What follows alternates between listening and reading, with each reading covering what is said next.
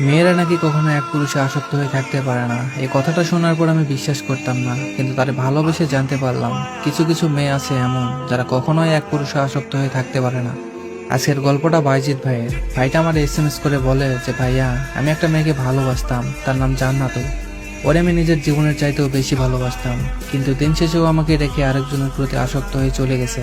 আমি যখন inter first ইয়ারে পড়তাম তখন কলেজে একটা মেয়েকে দেখি, সে আমার সাথে ইন্টার ফার্স্ট ইয়ারে পড়তো। প্রথম দেখাতেই আমি ওর প্রেমে পড়ে যাই।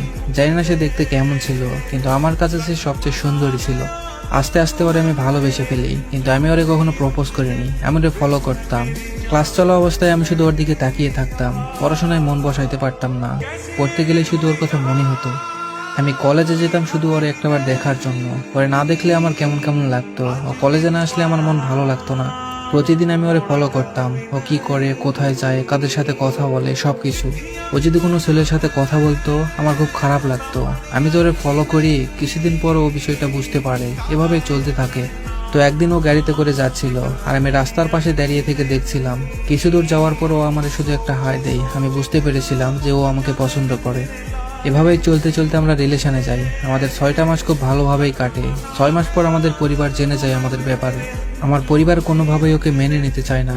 আমি অনেক বোঝানোর পরেও তাদের একটাই কথা, তারা কোনোভাবেই আমাদেরকে মেনে নিবে না। আমি কি করব কিছুই বুঝতে পারছিলাম না। নিজের পরিবারকে রাজি করাতে না পেরে আমি ওর পরিবারের সাথে কথা বলি। ওর আম্মুরে সবটা বুঝিয়ে বলার পর তারা রাজি হয়, মানে ওর পরিবার রাজি ওকে আমার সাথে বিয়ে দেওয়ার জন্য। তারপর আমি আবারও আমার পরিবারকে বুঝিয়ে বলি, কিন্তু তারা কোনোভাবেই বুঝতে চাচ্ছিল না। আমি বুঝে উঠতে পারছিলাম না কি করব। আমি খাওয়া দাওয়া বন্ধ করে দিলাম, বাইরে যাওয়া বন্ধ করে দিলাম। সারাদিন রুমে চুপচাপ বসে থাকতাম, কারোর সাথে কথা বলতাম না। একদম পাগল প্রায় হয়ে গেছিলাম। তারপরেও আমার পরিবার হ্যাঁ বলেনি। এভাবেই একটা মাস চলে যায়। 1 মাস পরে জানতে পারলাম ও আরেকটা ছেলের সাথে রিলেশনে জড়িয়ে পড়েছে। প্রথমে আমার বিশ্বাস হয়নি, কিন্তু পরে যখন সবটা জানতে পারলাম আমার পায়ের নিচে থেকে মাটি সরে গিয়েছিল। আমার সাথে রিলেশন করার আগেও সে অনেকগুলো ছেলের সাথে রিলেশন করছে, আর আমার সাথে রিলেশন চলা অবস্থায় ও আরেকজনের সাথে রিলেশন করছে। আমি কখনো চিন্তাও করিনি ও আমার সাথে এমনটা করবে। আমি ওকে আমার নিজের চাইতেও বেশি ভালোবাসতাম, বিশ্বাস করতাম, কিন্তু ও আমার সাথে এমনটা করবে আমি কখনো তা ভাবতেও পারিনি। যারে পাওয়ার জন্য আমি নিজের ফ্যামিলির সাথে লড়াই করলাম, ওর ফ্যামিলিকে রাজি করালাম, দিন শেষে দেখলাম ও আরেক পুরুষে আসক্ত হয়ে গেল। আমি কি ওরে কম ভালোবাসতাম? এতটা ভালো আমি কখনো কাউকে বাসিনি যতটা ভালো আমি ওরে বাসছি। ওর জন্য আমি আমার নিজের ফ্যামিলির সাথে খারাপ ব্যবহার করলাম, কিন্তু দিন শেষে ধোঁকা ছাড়া আর কিছুই পেলাম না। হয়তোবা আমার ভালোবাসায় কোনো কমতি ছিল, যার জন্য আরেকজনকে দিয়ে পুষিয়ে নিত। এতটা ভালোবাসার পরেও যদি ঠকে যেতে হয় তাহলে কিভাবে বিশ্বাস করব? ওর জন্য আর কাউকে বিশ্বাস পর্যন্ত করতে পারি না। ভয় হয় যদি ঠকে যাই। তাই একটা কথা বলি, কাউকে বিশ্বাস করার আগে একটু সময় নিয়ে দেখবেন সে বিশ্বাস রাখার যোগ্য কিনা। হঠাৎ করে কাউকে কখনোই বিশ্বাস করবেন না। দেখবেন যাকে বিশ্বাস করে আপনি সবকিছু করতে রাজি, সেই আপনার বিশ্বাসের মূল্য না দিয়ে আপনাকে ছেড়ে অন্যজনের কাছে যেতেও একটাবার ভেবে পর্যন্ত দেখবে না।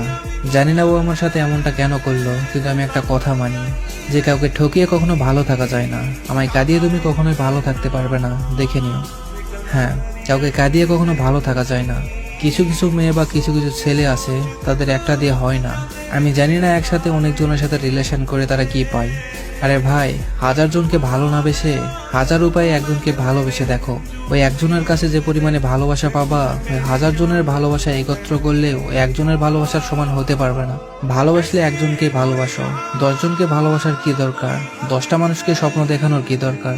স্বপ্ন ভাঙার কষ্ট হয়তো তুমি অনুভব করতে পারো না। তুমি তো আর 10 জনের স্বপ্ন পূরণ করতে পারবে না, তাহলে কেনই বা 10 জনকে স্বপ্ন দেখাবে? আসলে এরা বেটার অপশন পেলে আগের মানুষটাকে ছাড়তে একটা বারও ভাবে না। আসলে এরা ভালোবাসার ডেফিনেশনটাই বোঝে না, সত্যিকারের ভালোবাসতেই জানে না।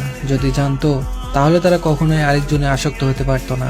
নিজের প্রিয় মানুষের আরেকটা প্রিয় মানুষ থাকলে যে কতটা কষ্ট হয় তারা সেটা কখনোই বোঝে না, কারণ তারা যে কখনো সত্যিকারের ভালোই বাসে না।